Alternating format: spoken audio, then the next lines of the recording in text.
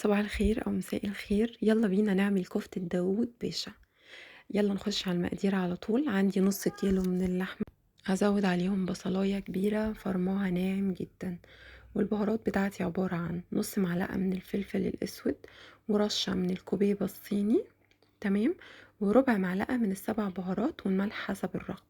هقلب الكلام الجميل ده كله مع بعض كويس قوي، بحيث البهارات والبصل يختلطوا تماما تماما ويمتزجوا مع اللحمة.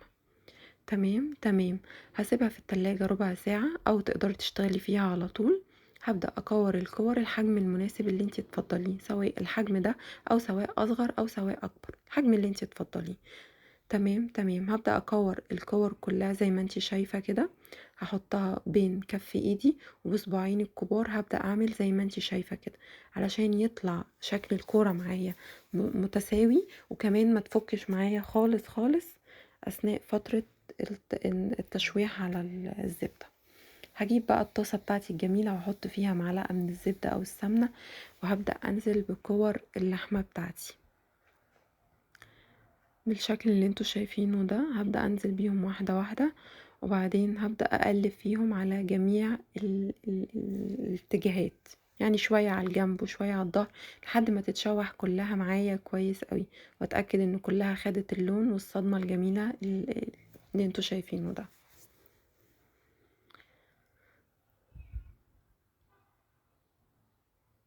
هشوحهم كلهم، تمام.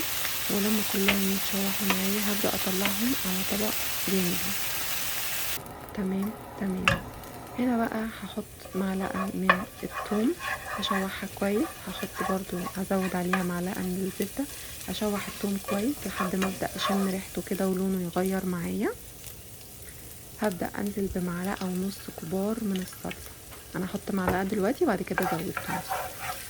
تمام. هشوح المعلقة الكبيرة من الصلصة دي مع الثوم، وبعد كده عندي هنا كوباية من الطماطم اللي انا مصلصاها ومفرزاها. طبعا تقدري تضربي الطماطم بتاعتك. وهزود هنا مكعب من المرقة، وهحط حوالي كوباية من المية او كوباية ونص من المية.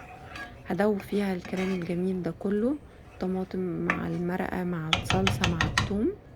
لما كله يتجانس معايا هبدأ انزل بربع معلقة من القرفة. تمام تمام.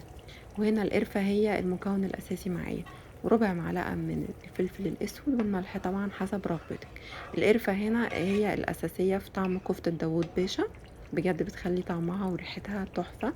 هبدأ بقى أنزل بالكور اللي أنا شوحتها في الصلصة بتاعتي وهي بتغلي كده. هبدأ أغطيها بالصلصة كويس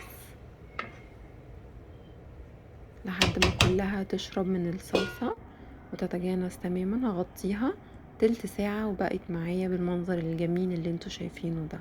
بجد كان طعمها تحفة وكانت ريحتها قمر.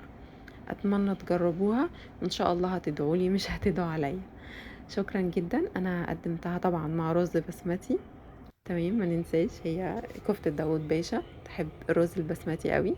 قدمتها مع رز بسمتي. اتمنى تجربوها بألف هنا وشفا.